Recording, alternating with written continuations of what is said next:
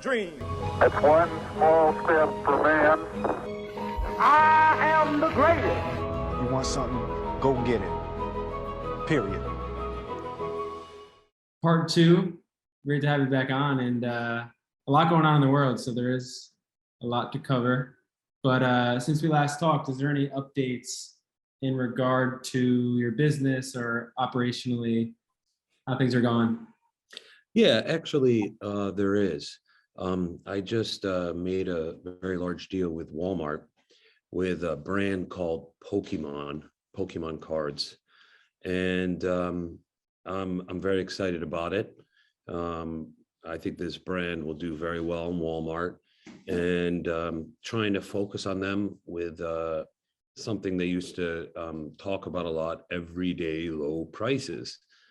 So we've been working together, putting together future promotions that are very competitive in price, which will be good for the population in general, because as we know, pricing has been going up and inflation is real. Consumer prices are surging and everyone's feeling it.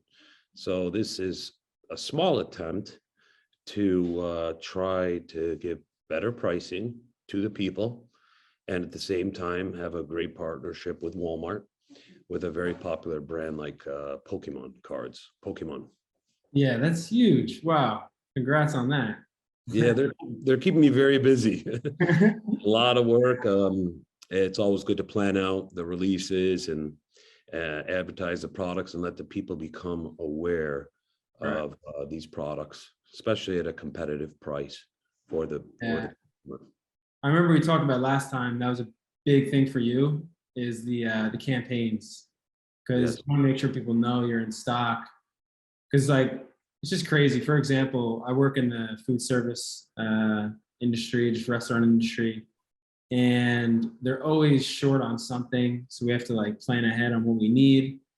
And then chicken, for example, it's crazy because the Ukraine-Russia war, flour prices are up, so chickens consume flour, and now chicken prices are up, so that everyone else, the price of chicken cases go up for restaurants. So it's just crazy how it all works and how there's so much to factor in beyond our control. There's a ripple effect, and it goes from one to the other, a domino effect, and it's scary. You know, gas prices go up, then all of a sudden, like you said, because of the war, grain is now there's a lack of supply, and then you start seeing other price increase that are related to grain, and it's happening very fast. Yeah. So how do you, in regard to the Pokemon card debut, or for this project specifically for you, how do you get low prices? Like what does that look like operationally? How do I get low prices myself? Yeah, like how do you, because you're basically partnering with the Walmart, yeah. Like how are you getting it everyday low prices so that they can sell it to customers for a low cost? Like, because is it just the card market in general, is it already low in price so it makes it easy, or if it's high in price, how do you get it low so that it helps you out? Well, that's a very good question. I reduce my profit margins. I reduce the marginal gain I get, which is profit margins, to make it more competitive. So that will increase consumer demand, and it does reduce your profit margin per unit, but your overall revenue will get higher. So it's a balance. But I'm also taking into account what's happening with consumer prices. I feel it. I feel the people complaining about it, and it's hard. And toys are the lifeline of young kids and teenagers. They want it, they need it, they're always going to ask their parents for it. It's part of their life. And so it's a way to help reduce prices. So I control the pricing as long as Walmart approves. And obviously they want the lowest price in the marketplace, and I give that to them. And I'm doing it it's good for business, but also, trying to help out the community, this country. This is only in this country these products will be offered, and it'll help so people don't have to spend so much more just to get the same item. Right, right. That's a nice risk, because a lot of people will say, "Oh, I don't want to offer low prices on items. I'm not getting margin," but you're doing it while knowing that if more people buy it, it'll help you while also helping them. Exactly. Wow. And it creates awareness with Walmart, giving everyday low prices and being very competitive in the marketplace. So it's good for Walmart, and it's good for me because it's brand recognition, and it helps. Right, right. Yeah, one thing we didn't talk about much last time was everyone involved in making this happen. So it might be hard to get an actual head count, but how many people do you have on your team? Employees? Yeah, employees. Right now, I would say I have probably about 47 full-time people. Wow. Yeah. And what does that range, like, what does it range from? What do they do?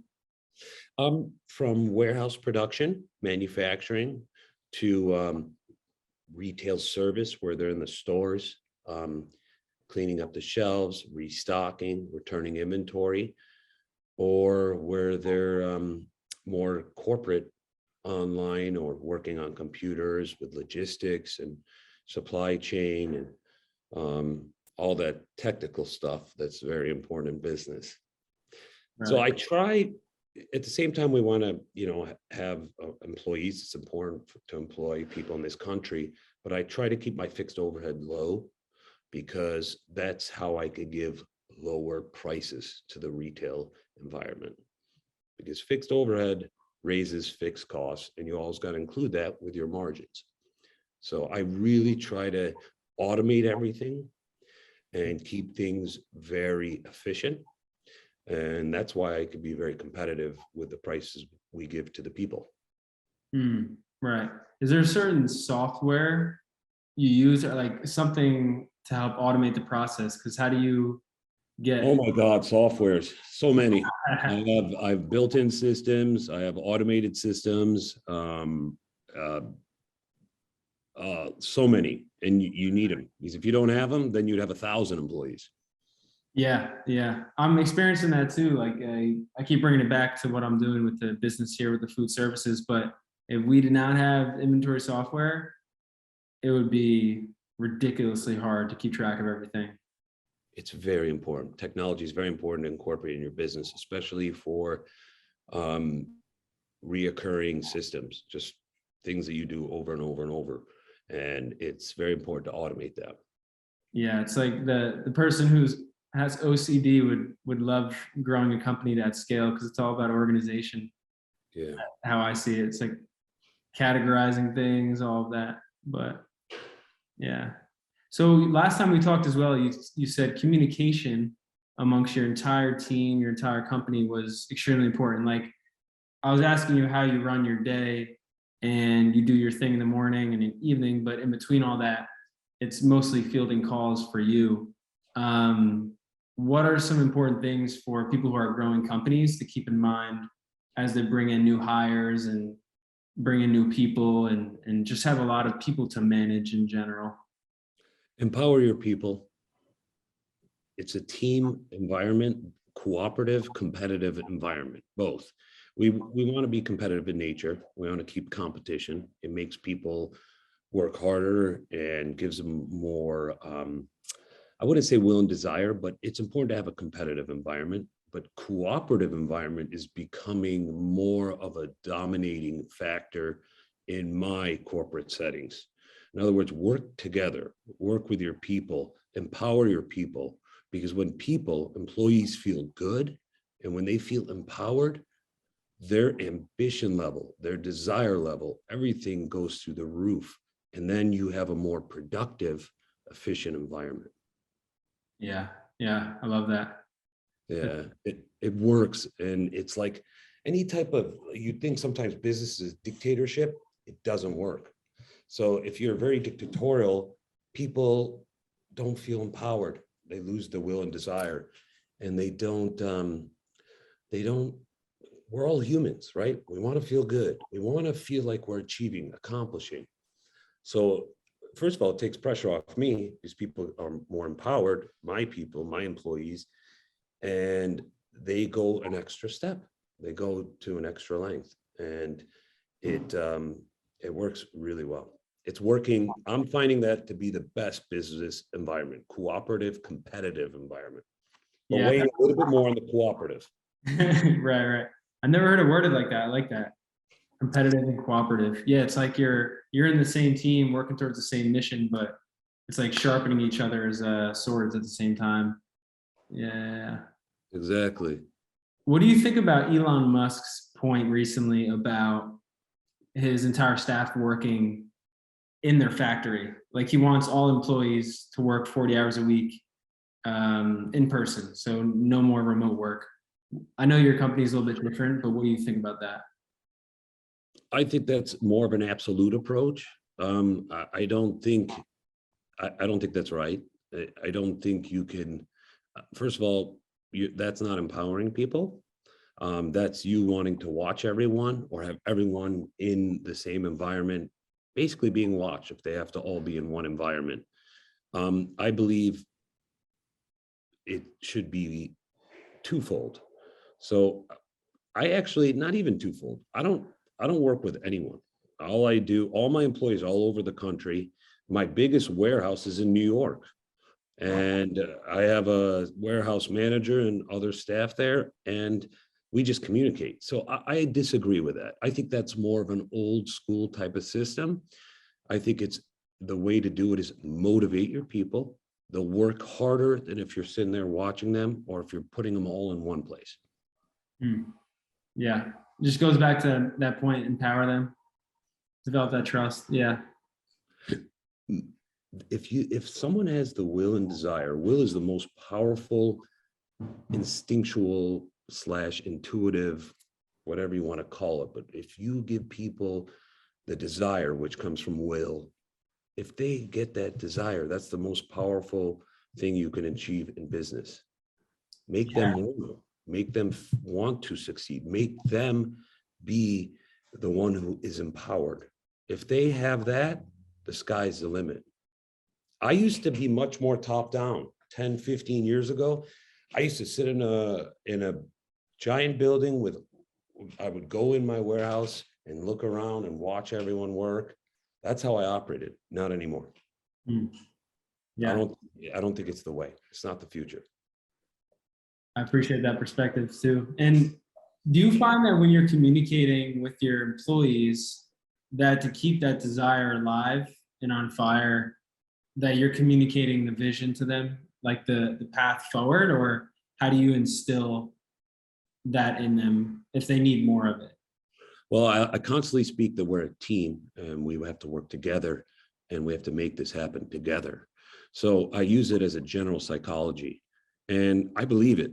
If you say it and you don't believe it, people are not going to believe it. So you have to believe it and you have to empower them. And the top-down hierarchy, if you're busy ridiculing people, they lose their will, motivation, they get frustrated. So I basically, when I speak to them on the phone, because that's the best way to communicate that. Emails, texts, all that stuff, it doesn't show emotions as well. Yeah, it's hard to read the exactly. Yeah, it's like texting a potential girlfriend. It's like I'd rather call you or send you a voice message to know what you're sounding like instead of trying to assume what you're saying through written words. Yeah. It has the best impact because it's more of an emotional it's more of an emotional statement. And if you put it in words like with an email, that's more just instruction based. Yeah. I can see why you're on the phone all the time now. Exactly. When it comes to that, but also just operational communication, like, wow. Yeah. I am on the phone a lot, by the way. I started watching that more. I'm on the phone a lot. I was at the dentist today for 2 hours. I had to keep up with my teeth. I had to get a lot of work done. And I'm telling you, the amount of phone calls I got in 2 hours, I started stressing out. I put my phone aside and I said, just everything will come after. Right, right. Yeah, it's usually it figures itself out. You miss a call or something. That's a good point overall. I feel as though sometimes people use their phone meaningfully, which is great. Other times it's just for the sake of being on it, just to keep the rudder going. Yeah, I got to keep that in mind. But other than that, are there any things, as we mentioned last time, are there any things in general you're observing or looking at in the world that you want to comment on, or just things you're realizing interpersonally? Yeah. Yeah. A lot, not a lot, but things have changed. So I think our economy is in a state of uncertainty. Interest rates are rising. We're trying to control inflation, and that's obviously raising interest rates, which affect many marketplaces. And consumer prices are going up because of inflation, partially because of the war going on with raw materials that we can't get as readily. Gas prices are surging. That's definitely due to the situation with Russia and the limited oil supply. But I'm concerned. I think our economy is going to suffer more, but we have to hang in there. And I think the most important thing this country has always had from the beginning of time, when this country came, I think 1776, I should know that. Yeah. But when we became independent, we are hardworking people. And that's the number one thing that everyone has to remember. You have to work hard. We have to work hard. We got to stick through the good times and the bad times. Interest rates are going up. That's affecting the housing market. The mortgage demand was at its 22-year low today. The demand for mortgages, 22-year low. That affects banks, that affects transactions, that affects housing prices. I do see with myself, I have apartment buildings. Rents are going up. People aren't buying as much. Rents go up. People suffer from that because now the rents are going up and they got to pay higher rent. They're not owning. So it's concerning, but the government and the feds are in a tough place. What do? We're seeing rising prices. What do you do with rising prices? You have to raise interest rates, because if you don't, prices keep going up. So you raise interest rates, then you see the stock markets plunge. Look what's happened with the tech. Look at cryptocurrency. Yeah. Everything plunges. It inhibits growth of companies. And when you look at the high growth companies in the tech sector, cryptocurrency, it inhibits the growth, because when you borrow, there's a higher price to borrow. Interest rates are going up. So I see uncertainty in the future because no one can control that. When you have inflation, you have to raise interest rates. And I don't care what anyone says, it's going to affect the economy because of the reasons why I said. So I think the number one thing we get out of this, and the way to get through this, which we always do, is work hard. We all got to work hard. And that's what makes us number one, this country number one. Why are we number one? We're hardworking people. We can never forget that. We got to keep working hard. Nothing comes easily. It doesn't. That's the key to getting through this. Exactly. Yeah, it's easy to have faith in times that are just amazing, but when it gets tough, a lot of people drop off. It's got to keep going, like you said. That's what defines, in my opinion, what defines a person is not the great easy times. It's the tough times and how you get through them. It's your ability to get through the tough times is what makes a person successful or a great person in general in life. That's what I've learned.